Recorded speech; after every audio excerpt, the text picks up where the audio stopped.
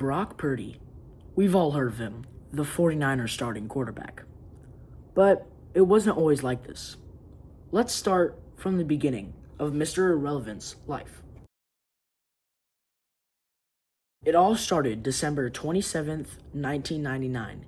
Yes, for those who don't know, Brock is only 26.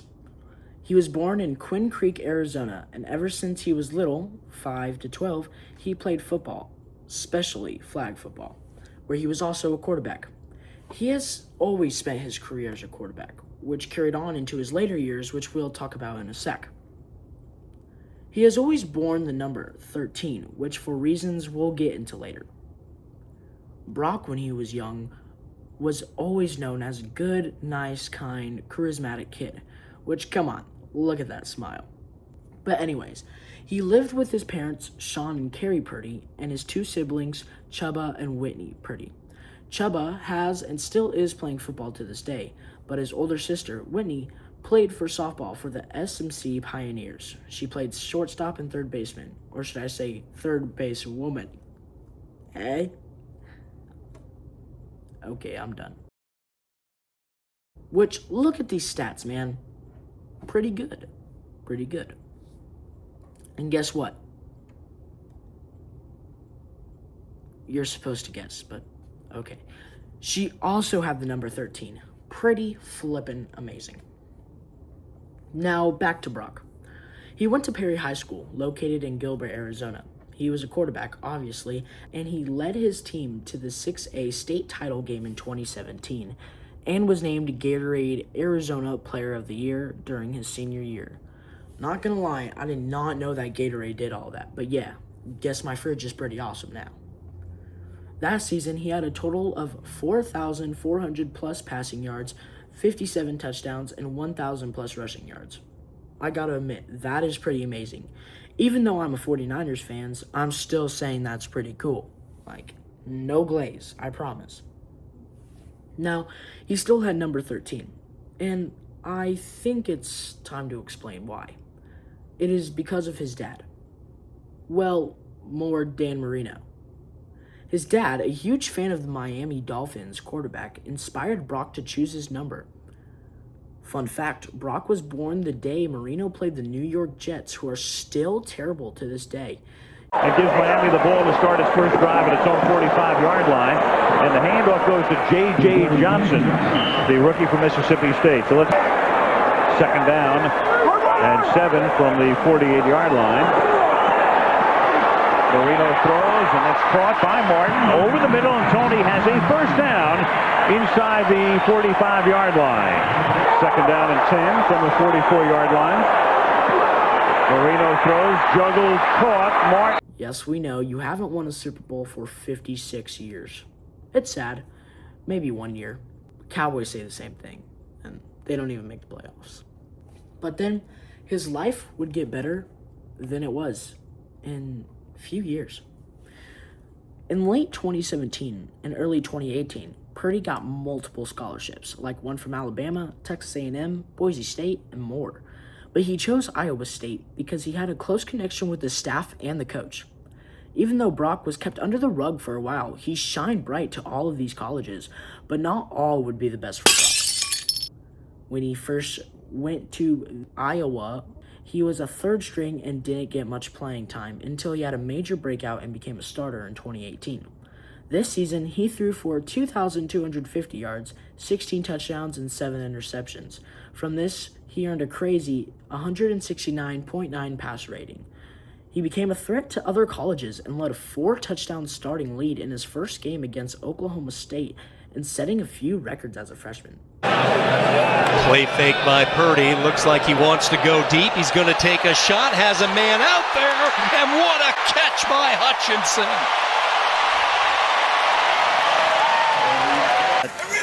39 to 40-yard line range. Here's Purdy.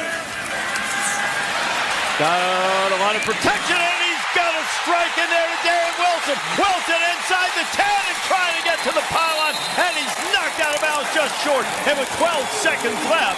Out to protection here. They do a good job of giving him the time that he needs. You know, he's looking, waiting here.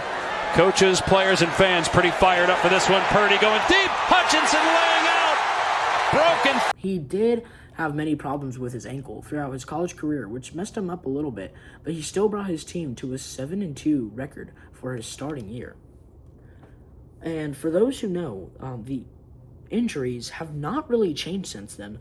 This past season, he got astroturf and was out for around 8 games, but he still stayed in the top 10, which I think is pretty immaculate. But then, he ran into some problems. Scouts threw him under the rug again. They said he was weak, didn't have a strong arm, and didn't think about him at all. You know who that sounds like, right? In 2021, Trey Lance was drafted from the 49ers, and boy was he the hot shot. He had great aim, a perfect spiral, and a fully healthy team. The Niners were a unit, but like everything good, there has to be something bad. It was September 18th, 2022, week 2 of the season. First quarter, the Niners were playing the Seattle Seahawks, and this happened. They're going to go with Trey Lance on this play as he kept it and absorbed quite the hit. Cody Barton and Brian Monet both teamed up to put it on Trey Lance. And Lance is down right now. That was quite the hit. His right ankle broken, and he had huge ligament damage. He got rolled out, then old Niners hotshot, 31 in age, backup quarterback Jimmy Garoppolo subbed in. And boy, was he doing pretty good. But, you know, age comes with a bunch of things, and you already know, watch Phillip Rivers this last season. He had 2,400 plus passing yards, 16 touchdowns, and 4 interceptions. He was doing great. Garoppolo was a great quarterback, leading the Niners to their 2019 Super Bowl appearance, and he led them to many NFC championships. So he was on fire, and he had a history of being on fire. But he was old, and they wanted to give Trey, their rookie, a chance. So Garoppolo came in after he got injured. He led the team to 8 wins, and he was just on fire, like cooking. But like before, nothing could stay the same. Brock at this point had only played for a little against the Chiefs this season and had never gotten a touchdown. But then week 13 came. 49ers at Dolphins. Jimmy Garoppolo on the field. And he is sacked. That thing doomed from the start. Jerome Baker on the blitz gets home, and it's 4th down. And there's nothing worse than having something that's assignment-wise. Jerome Baker's right here. Nobody's going to block him. He's going to run straight to Jimmy Garoppolo. That's when you have an issue, right? If you get... So this is something to keep an eye on. This is after Jimmy Garoppolo was sacked at the end of the last drive in a lot of pain. Coaching staff, some of the training staff over there taking a look at him. That left ankle gets rolled up on. His foot got shattered while sacked, which only left one more person to play. Brock Purdy got off the sidelines and stepped onto the field. And he was actually doing really good. Here's another one of those looks with everybody at the line of scrimmage. Purdy given time, and he completes it to McCaffrey. Play clock again, down to 2. They get it off. Purdy looks to throw. Use check. Touchdown, San Francisco. Niners take the lead. Snap floats back there. Kind of threw off the timing of the play. Deebo Samuel makes something out of nothing. The game ended 17-33. The Niners had won. Brock Purdy had finally gotten his chance. He played for the rest of the season. Then came a huge game. Niners against the Buccaneers. At this time, they had Tom Brady, who had made the season a good one for the Bucs. All year. Blitz coming. 3rd down. Purdy fires. It's caught by Kittle over the middle. And a 3rd down conversion. Defense in the league every single day. Pressure. Gets rid of it to Samuel. Makes a move to the outside. Deebo Samuel's got a 1st down. Just continuing where he left off, basically on the scout team. On the fake. Pressure coming. Rolls away. Hits Juszczyk in the flat inside the 30. 4-man rush. Purdy loading up, going deep. He's got a man. Ayuk in. Touchdown 49ers. He had brought them to a 35-7 victory. Brock became an icon, beating 7-time Super Bowl champ Tom Brady. After this, he led the team to the NFC Championship Game with an impressive season. Then it came for the 2023 season, where so many injuries happened. McCaffrey, Trent Williams, etc. And then Brock had a terrible injury during the NFC Championship. This season was terrible. They had a total of 17 injuries that season, but that didn't stop them. They played through the injuries and made it to the NFC Championship Game, where a game of history was played. I would say top 10 game of all time. Everything looked bad for the Niners. They were losing against Detroit until they shifted their second gear, making a 34-31 comeback. What was the eventual winning touchdown? So they got to get more red zone trips because they're excellent when they get there. McCaffrey, second and goal. Up and in. Touchdown, San Francisco. Both in the game together. Purdy thinking about running for it. Not going to get there. Back across his body. Oh! One-handed. And it's drilled right down the middle. There's Purdy to throw. Set it up to Samuel. Looking for a couple blocks. Gets it. Deebo Samuel turns on the speed. Breaks a couple tackles, and the crowd comes to life as he's out across the 45. Credit, they've done a nice job. Gardner Johnson in for Joseph, who leaves. Here's Purdy with a lot of time. Steps into one. Launching deep. Going for Brandon Ayuk. It is. Oh, he caught it off the ricochet. Penalty. Is he in? Hit him right in the face mask. And then, man, give credit there to Brandon Ayuk just staying with the play. And here's Purdy. Looking. Firing end zone. Caught! Ayuk! Touchdown! McCaffrey's going to get it. And he walks in. Touchdown, San Francisco.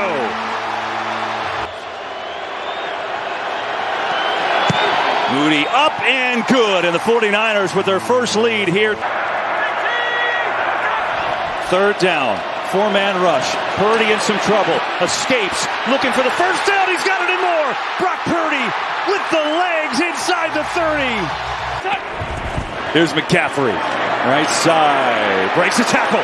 McCaffrey, foot race. Taken down inside the 5. Time tonight. Guess what? He's going to get it. Mitchell surging forward. Touchdown.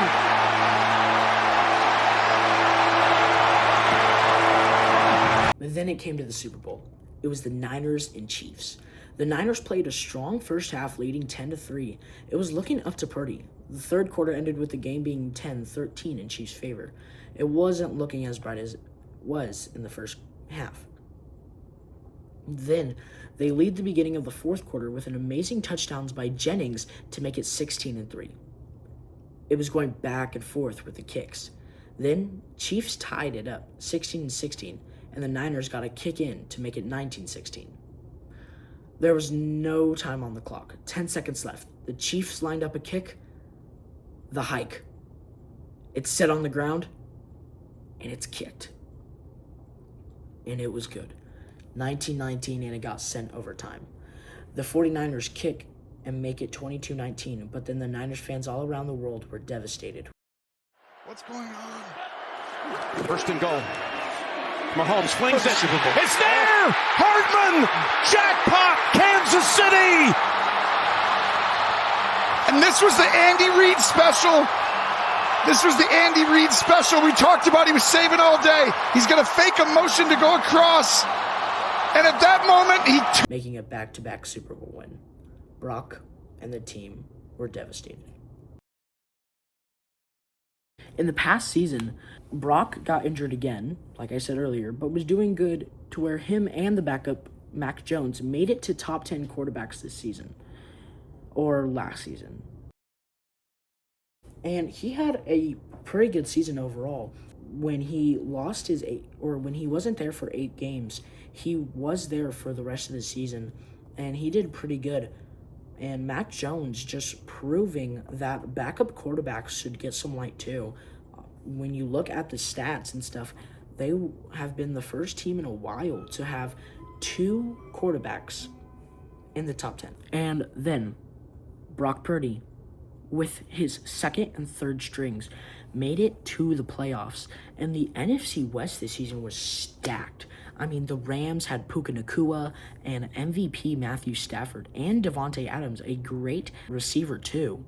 And then look at the Seahawks. Sam Darnold, JSN, the dark side with their defense. It was just a really good, and Kenneth Walker. You can't forget him. They were totally set. And I mean, first game of the season, as we've seen before, the Niners were a unit.